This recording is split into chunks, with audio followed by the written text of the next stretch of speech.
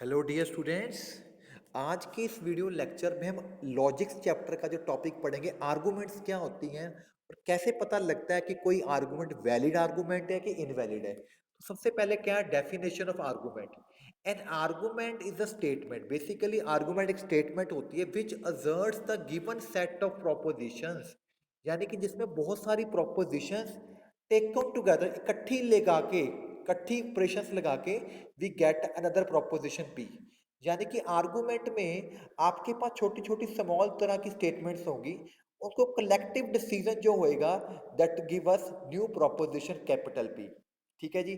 तो P one इसको लिखते हैं कैसे आर्गुमेंट को, P one P two P N slash P. इस सिंबल को बोलते हैं टर्न स्टाइल। यहाँ पे जो ये छोटी छोटी स्टेटमेंट्स है P1 P2 Pn, इनको बोलते हैं प्रीमाइसिस, यानी कि अजम्पशंस बोलते हैं। और जो कैपिटल P है दैट इज अवर कंक्लूजन। ठीक है जी। तो बेसिकली आर्गुमेंट में क्या होती है, छोटी छोटी अजम्पशंस कंबाइन करके we get a conclusion part.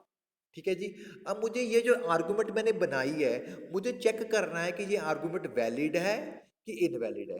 ठीक है। अगर आपकी जो आर्गुमेंट है ये ट्रू आ जाती है, इफ पी इज ट्रू, यानी कि अगर आर्गुमेंट का वो टेबल बनाते हो, लॉजिक टेबल बनाते हो, तो उसका जो लास्ट कॉलम है वो ट्रू ट्रू आ जाए तो हम बोलते हैं, टोटोलॉजी बन जाए तो हम बोलेंगे इसको वैलिड आर्गुमेंट है। ठीक है। अगर आपकी आर्गुमेंट आर्गुमेंट फॉल्स आ जाए, ठीक है, तो उस केस में हम बोलेंगे फॉल्स ही, तो वो आपकी वैलिड आर्गुमेंट नहीं होगी। अब क्वेश्चन करने के लिए क्या करना है, मान लो आपके पास छोटी छोटी assumptions है, तो आपने क्या करना, सभी assumptions के बीच में एंड लगा लेना है। जितनी भी आपके पास छोटी छोटी स्टेटमेंट्स हैं, उन सभी स्टेटमेंट्स को एंड के सिंबल से जोड़ के, ठीक है, जो टोटल नेट रिजल्ट होएगा उसको कंक्लूजन पे लगा देना है। यानी कि ये टेबल बनाना है आपने इस चीज का। ठीक है। ठीक है। तो एक कंडीशनल वाला टेबल बनेगा, अगर वो टोटोलॉजी बन के आ गया then we say that it is a valid argument. ठीक है जी। अब क्वेश्चन कैसे करना है, देखिए क्वेश्चन है test the validity. If he works hard then he successful. पहले आप सेंटेंस में जानिए क्या क्या है। एक तो वर्क हार्ड हो गया, इसको पी लिख लिया। ही सक्सेसफुल, इसको क्यू लिख लिया। एक क्या है, ही हैप्पी, उसको आर लिख लिया। और कोई चीज नहीं है। तो जो पहला सेंटेंस है ये एक पूरी assumption है, एक प्रीमाइसिस है, ये मेरा P1 है। इसमें क्या लिखा, if he works hard then he will successful, यानी कि P implies Q.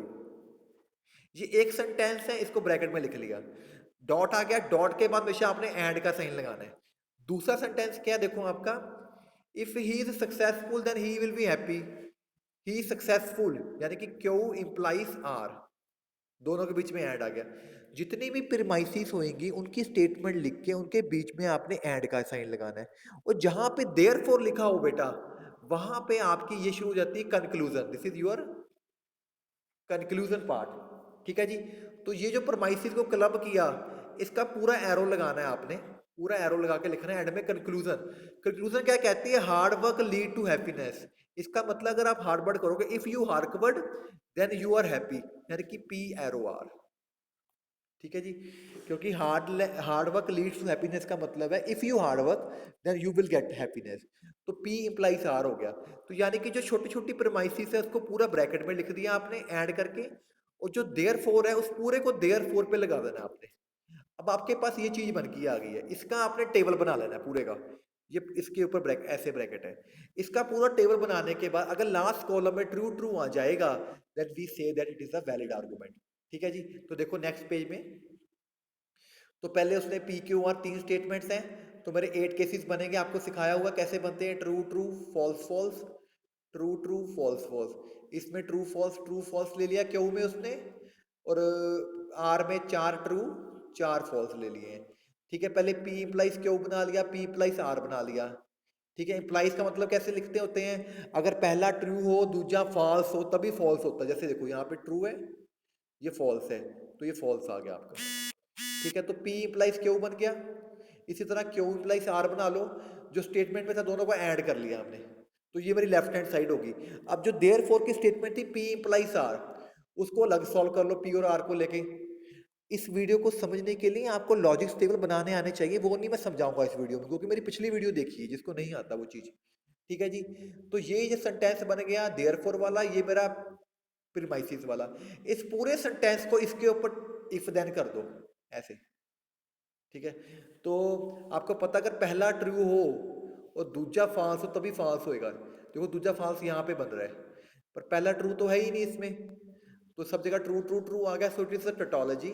So we say that, what will we say that, it is a valid argument, क्योंकि ये टोटोलॉजी बन गई। ये तरीका होता है करने का, ठीक है। इसका एक और मेथड भी होता है, वो हम डिस्कस नहीं करेंगे, हम सिर्फ इसी मेथड से क्वेश्चन करेंगे, ठीक है। नेक्स्ट क्वेश्चन देखिए, जैसे क्वेश्चन है ये वाला, देखिए, prove the validity of argument.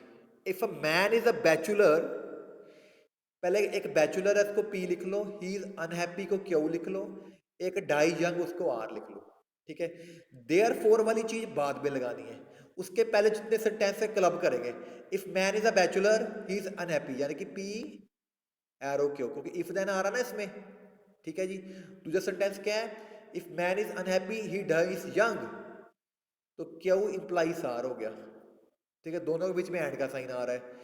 अब देयर फॉर शुरू होगा तो इसकी ब्रैकेट बंद कर दी पूरे की हमने, इंप्लाइज देयर फॉर का सेंटेंस क्या है, बैचलर डाइज यंग, यानी कि जो बैचलर होएगा वो जल्दी मर जाएगा, यानी कि पी इंप्लाइज आर। तो सेम पिछला क्वेश्चन ही बन गया बेटा, तो ये लॉजिक टेबल बन गया है, ये स्टेटमेंट बन गई है, इसका लॉजिक टेबल सेम क्वेश्चन पिछला एग्जांपल हो गया, इसका लॉजिक टेबल बनाइए। अगर लास्ट में ट्रू आ जाएगा तो we say that it is a valid argument, ठीक है। मतलब कि जो देयर फोर से पहले होते हैं बेटा, एक सेंटेंस को लिखो उसके बीच में एंड लगाओ, दूसरे सेंटेंस को लिखो उसके बीच में एंड लगाओ, ठीक है। अगर तीसरा सेंटेंस भी होता तो एक और लिख सकते थे हम। जब सारा कुछ हो गया, जब देयर फोर आएगा तो सारे को पूरी ब्रैकेट में लगा के फिर आपने एरो लगा के देयर फोर वाला सेंटेंस लिखना है, ये तरीका होता है। अगला क्वेश्चन देखिए, if you work I can not study, can not को आप सिंपल स्टडी लिख सकते हो, I work I study pass mathematics, R हो गया। तो पहला सेंटेंस क्या, if I work I can not study, if then आ गया ना, पी इंप्लाइज नेगेशन क्यों, क्योंकि वहां पे नॉट है, एंड फिर क्या, आई वर्क और पास मैथमेटिक्स, अब और का साइन आ गया ना देखो बीच में, यानी कि वर्क करूंगा और पास होगा, पी और आर। पर जहां पे सेंटेंस खत्म होता है बच्चों, यानी कि यहां पे एंड का साइन आएगा, यहां पे एंड का साइन और यहां पे भी एंड का sign, sentence I pass mathematics only R. अब देयरफॉर शुरू हो गया तो तीनों सेंटेंस, तीन सेंटेंस हो गए ना, एक दो तीन, यानी कि तीन चीजें आएंगी ब्रैकेट के अंदर, एंड में एरो, आई स्टडी, स्टडी का मतलब क्या, ओनली क्यों, ठीक है। तो इस चीज का ट्रुथ टेबल बना लो आप, ठीक है। ट्रुथ टेबल अगर आपको आते हैं तभी ये कर सकते हो, ट्रुथ टेबल बनाया जाएगा, ठीक है। तो उसके बाद ये ट्रुथ टेबल बनाया हुआ बच्चों ने, ये शो करके इसमें ट्रू फॉल्स आ रहा है एंड में, पूरा ट्रू नहीं बन रहा ना, फॉल्स आ गया एक जगह पे, तो इट इज नॉट टोटोलॉजी, तो this is not valid argument. तो जितने भी यहाँ पे क्वेश्चन दिए गए एक्सरसाइज में आप ट्राई कर सकते हो, ये मैंने कुछ आपको क्वेश्चंस दिए हैं स्टूडेंट्स, आप इसको इसके आंसर्स भी दिए हुए हैं, इसको ट्राई कीजिए। How to check valid arguments.